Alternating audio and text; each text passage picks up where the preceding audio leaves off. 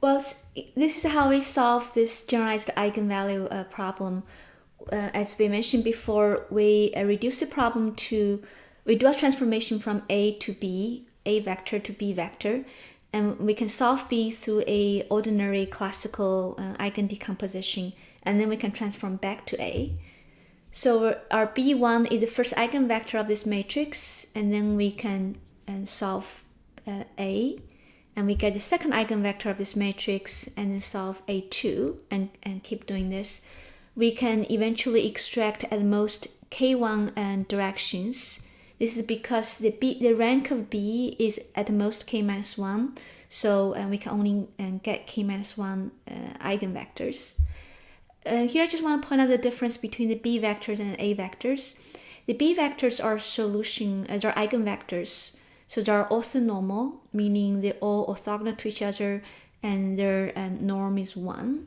Norm square is 1. But the A vectors are some transformation of B, so they no longer orthogonal to each other, and also their norm is also not 1. Instead, you can think about their norm is 1 and orthogonal in some kind of a new space where you have to sort of plug in a W matrix, and when you calculate any inner product between vectors. Here, so this is the Fda. We formulate this generalized eigenvalue decomposition problem, and we solve K-1 directions, where we know that if we project our data to that K-1 dimensional subspace, the data are well separated. And turns out that K-1 subspace spanned by those K-1 eigenvector, K-1 vectors, they are exactly the same space as the one from the reduced rank LDA. To understand this connection between these two spaces, you can consider a simple case where the within class covariance W is identity, and then you can look at what is the space spanned by the eigenvector, not W, but eigenvector of B. Okay, because when W is identity, when we try to maximize, and we basically get the eigenvector of B. But what is the B? What is the B matrix? B matrix is the covariance matrix of those cluster centers. It is of dimension K-1. So the K-1 eigenvectors of this matrix B will be span exactly the space where the K centers lies in after we remove the mean. So this is why the two spaces are exactly the same. So here's a quick summary of LDA versus Fda. So LDA is a classifier based on that normal assumption with the same covariance matrix across different classes. And Fda is a supervised dimension reduction method, meaning the output of Fda is a set of directions but not a classification rule. And an interesting thing is that if we look at LDA, we made a lot of stringent assumptions about normality of this of the features, but Fda formulated in a very seems like a very general way. We never made any distributional assumption on the data. We just want to find out directions where, and once we project data to that direction, data are well separated. But turns out the normal assumption is implicitly included in Fda. So the reason is that in Fda we sort of care about the separation and all the calculation just based on the second moment covariance matrices, and we remove the mean. So when we look at the distribution of the data, if we only care about the second moment after we do some centering, that basically means you're talking about normal distribution, because for normal and the parameters will be just the mean and the covariance matrices. And further, when we calculate in our Fda, when we calculate the within class covariance matrix, we did our double summation, meaning we aggregate the variance within each class and then sum them together and normalize by n minus k. That means we implicitly assume the covariance structure is the same from different classes. So this is why although FDA doesn't seem to make a lot of assumptions, but it does in some way. So FDA and LDA are similar in the sense that the subspace FDA tries to solve turns out to be the same as the subspace and LDA can operate in. And you're going to find out in R there's just no FDA command. You can actually grab the Fda directions from the LDA output. And let me see a couple more things about dimension reduction algorithm. So FDA is a supervised dimension reduction algorithm because we use Y, the label information, which is different from PCA where the data is an unsupervised dimension reduction. Meaning, if I give you data X and I just relabel Y, or irrelevant how I pick my Y in the label or the response, your PCA directions should stay the same. Although we describe our FDA only for classification problems, FDA can be applied on regression too. How you apply an FDA on regression? In regression, our response variable Y is continuous, not discrete. But you can always discretize Y. For example, you can cut your Y into quantiles. Then, for example, you can divide your Y into a range based on its magnitude from small to large. You can divide them into 10 groups. Then you label them 1 to 10. And then you can use that data, that label information, to form a supervised dimension reduction. You can reduce your space based on FDA, and with that new label, you just create it by quantiles of Y. For all those for FDA, it is a supervised dimension reduction method. There is actually a danger for overfitting. Why you could overfit with FDA, or I think LDA too. Let's consider a toy example where we have 6 observations, and the first 3 are from class 1 in blue, and the remaining 3 are from class 0 in red. So the feature happens to be 6-dimensional, and actually could be even higher dimension, but 6 is enough. So the first row is the 6-dimensional feature for the first observation, and this is a 6-dimensional feature for the second observation, and the last row is a 6-dimensional feature for the last observation.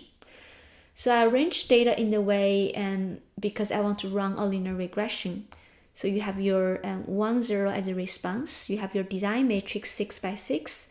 And we know that we can definitely find a regression coefficient vector B such that X times B is exactly equal to the response. So that means if we project our data to this one direction B is a 6 by 1 vector. So it's a direction in the 6-dimensional space. If we project our data to this direction, how we compute the projection? Basically, the inner product of those xi's with the b direction.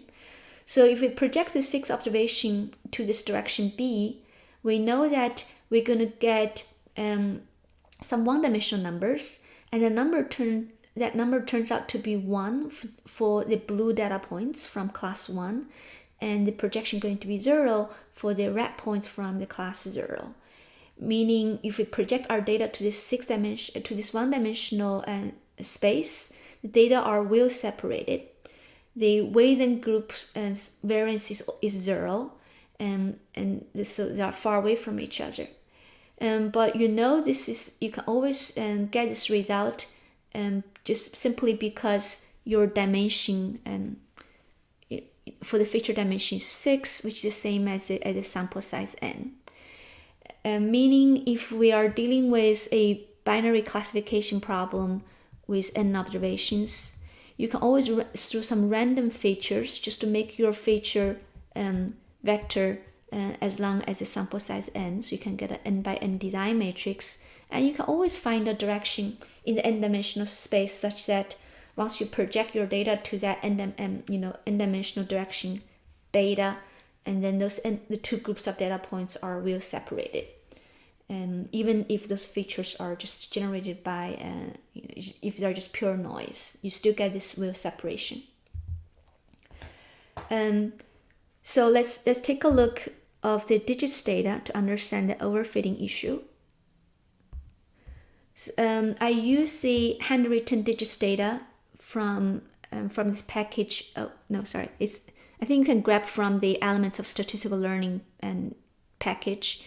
I create I create my own data set. There are 400 training data and 400 test data, and the data is in each data point is a 16 by 16 image. So the corresponding feature vector is 256.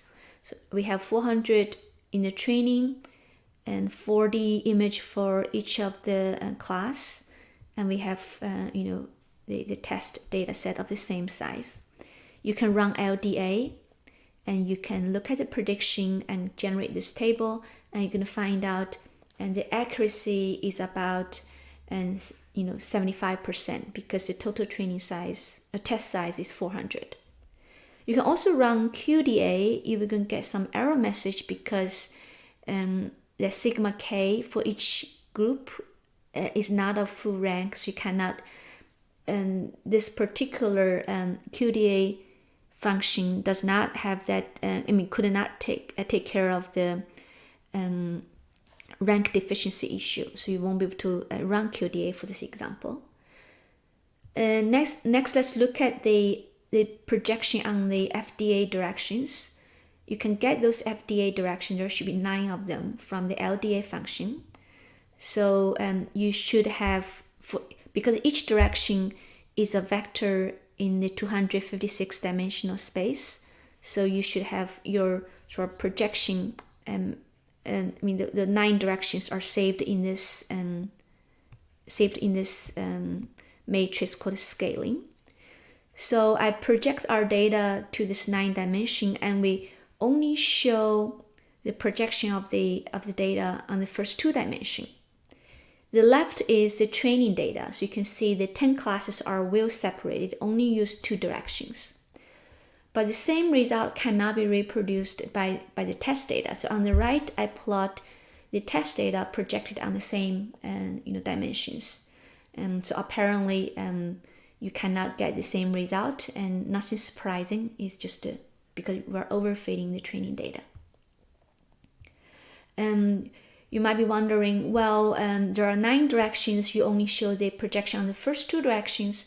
Maybe if you look at other directions, they are well separated. So you can play with this code and try different combination of those 9 directions. You're going to see the same phenomenon, meaning the training data are well separated, but you won't be able to see the same result on the test data.